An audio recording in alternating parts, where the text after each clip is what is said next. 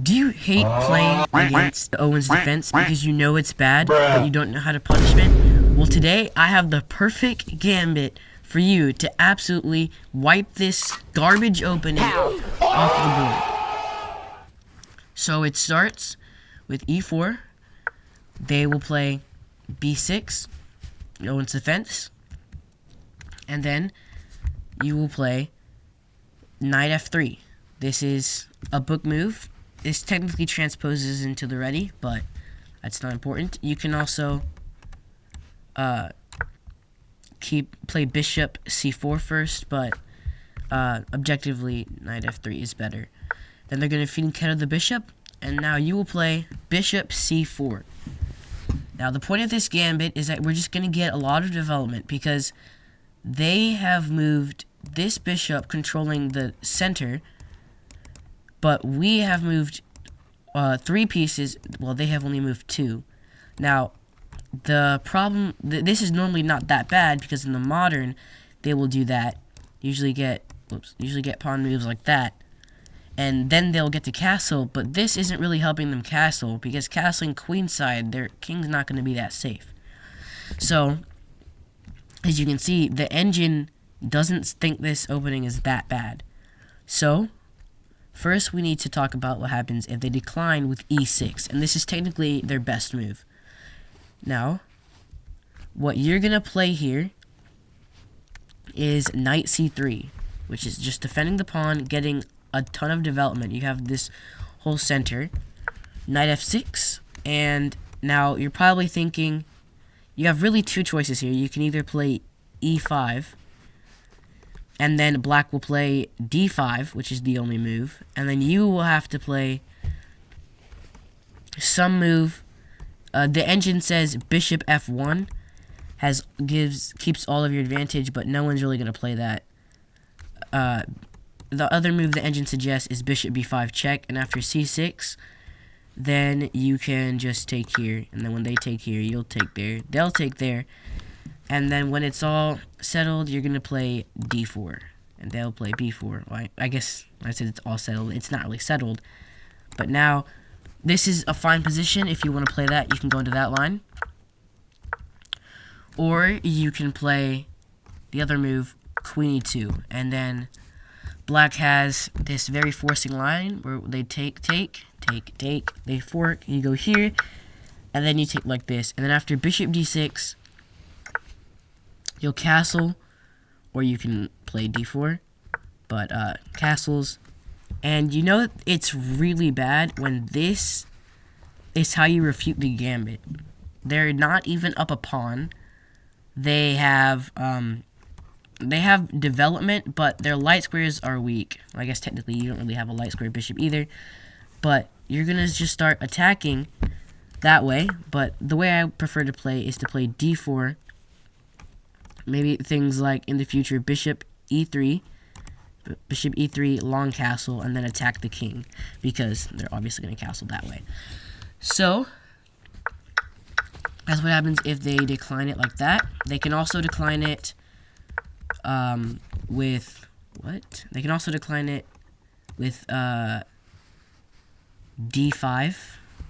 It's not really declining it, but they can play it. It is a move. You take here, they'll take here, takes, and then you have a Scandinavian defense. So declining it isn't really that good for them. Most people are just going to see free pawn. They'll take the free pawn. And now, I'm sure many of you saw bishop takes f7. And after bishop takes f7, king takes f7, knight g5. They go back and you take. You are not up a pawn, but you have to play this forcing line, because if they play knight f6, you have to play knight c3. Otherwise, your advantage just kind of evaporates.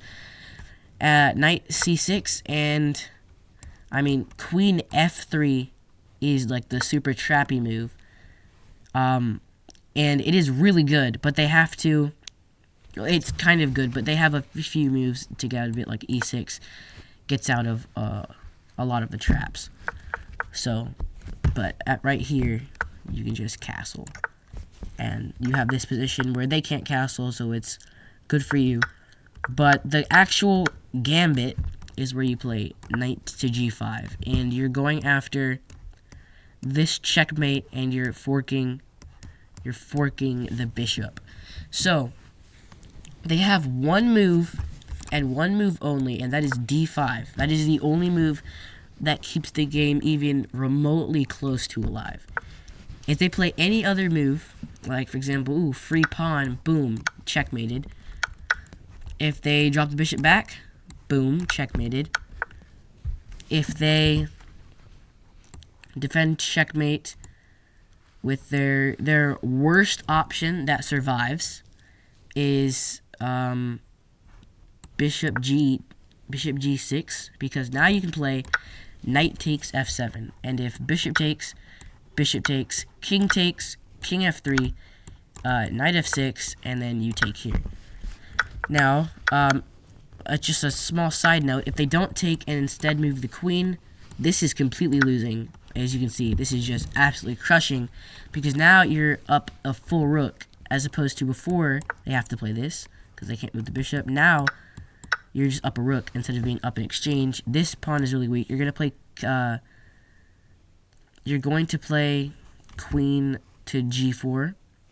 I mean, back here, they can play queen g2, but just rook f1. And right here, actually, it likes castles like the best, because they're not really going to be able to move the bishop. So it's just a lot more winning if they do that. Knight h6 to protect is a bad move, because after knight takes e4, d5, you have bishop takes d3, takes. You're attacking the rook. They have to play c6, and now you play queen to f3. And after queen to f3, they will play queen to d7 to defend. Best move. Queen d4. The knight g8 is the best, because they're threatening to go here, because they can't really, like, if we back up, they are getting completely controlled. They can't really move the knight there. It won't do much, especially because of this fork there. So knight g8, knight c3. The engine actually does recommend knight g8, in case you were wondering. Knight c3.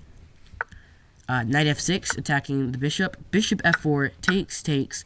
And now you might be wondering, wait, free pawn. They have to play e6, and then you just have crushing positions after castles or long castles. But queen takes d4 is a mistake for a pretty stupid move, which is just castles, which gives up this pawn. But it doesn't really matter what they do. They cannot stop what is about to come, and I will show you in this line. So they take, and now you play rook f to e1.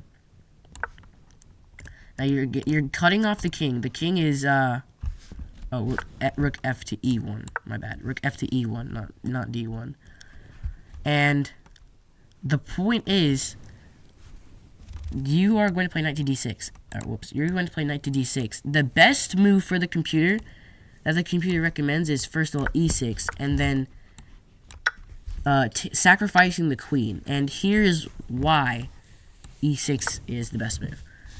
So after e6, you have this crazy sequence. Bishop takes b8, which is just a free pawn, because they can't do anything. If they take, and even if they don't take, you're going to play the same thing. You have moves like knight to g5. Wait. You have knight to g5. They cannot defend this and that. That's what you're opening up. If they defend with queen f6, now you have queen takes c6 check, king e7, and queen c7, and you just win the rook. So you're crushing that in that line. So yeah, that is absolutely just bonkers. Whoops. And if we go back here, e6 is their best move. And now you'll castle. Whoops. Yeah, now you'll just castle queen, sorry. It doesn't really matter. Play c3, defend the pawn. And you have a really good position. They play e6 here. You have a very crushing shot, rook f to d1. And after they take, you have another crushing shot, bishop takes b8. It's the same tactic as before. Now their best move is to play f6, because if they don't, for example, if they just take, they are actually getting mated with knight f6 check, queen takes, check here, and that is checkmate. So that is a secret you should keep in mind if they go for the knight h6 option, which is horrible, which is something you're not going to see very often. So their best try other than d5 is e6 takes. They go with this fork here, and now after c6, the move you're going to play is g2, which looks really bad, but we can see why after knight f6, and you will play bishop to g2. And this line is, I guess, a way to punish the gambit, technically, because after queen c7, d4, you have, or not even d4, well, yeah, actually d4, because now you're threatening to play bishop f4, hit the queen, get the two bishops right next to each other. Another idea is knight c3 to b5, because, whoops, what is that? I cannot draw arrows. To b5, coming with a fork, especially if you already have the bishop on there. And yeah, you're just absolutely crushing. So, back here. Sorry, it's being very loudy. Their best move is d5. You will take. And they should definitely take here. This is actually a great move, even though I put the emoji. But if they take the knight, especially in blitz and bullet, and they see horsey just move, I gotta eat up the horsey. Now you can hop in the knight, like this. If they try to defend the pawn, like with f5, which is apparently a mistake, as you're about to see from the engine, yeah, a mistake. Now you can play d3, and I'm not entirely sure why this is winning. I'm not gonna lie, but apparently, if they take, then you play queen f3, and after c6, queen to f5, knight f6, and you just castle. You just give up the pawn, because if they take, now you have a knight to e4, and you're putting so much pressure. They can't take because they're gonna get mated, so don't do that. They are just they're in so much trouble. They have to play queen d7, which doesn't survive because of bishop e6, and now you're just getting all of your pieces. You're gonna play a move like knight g5, and you have all of your pieces just aimed at the king, and you're suffocating him. So, right here, wait, no, not there. If they play, the other move they can play is knight d7, and this goes into a pretty long line. Takes here, they play queen, they're trying to get the mate, bishop f4, and you're just going to throw all your pieces at the king. And once you get to a position like this is just an example. Just develop your pieces. You're just completely winning there. So if we bring it all the way back, most people will not play f5. They'll most likely play knight f6. And then you sacrifice the knight with knight takes e4, because if you take, queen f3 threatens mate, and the knight's pinned. So they have to play e6, and then knight takes e4, and you've got the pawn back. Knight d7, and now bishop b5, and they have to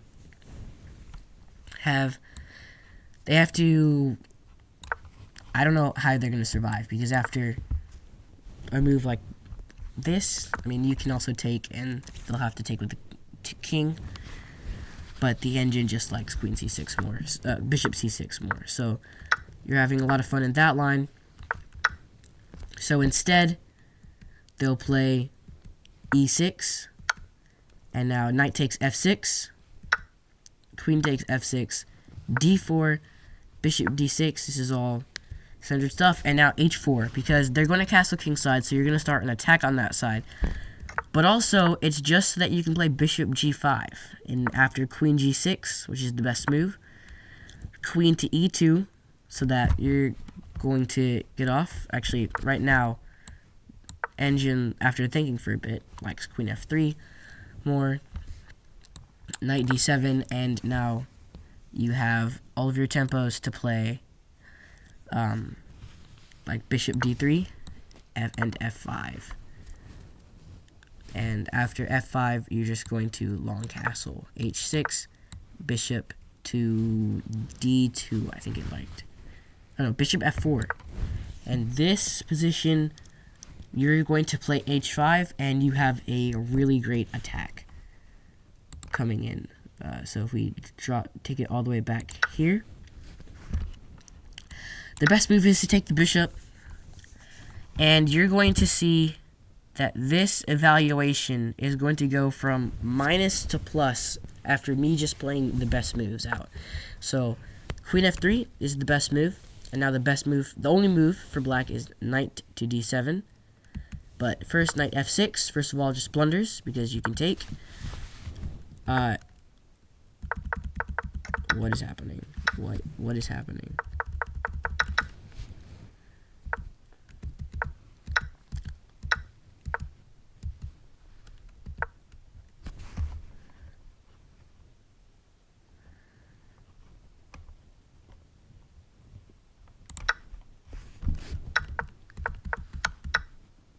So instead, they will play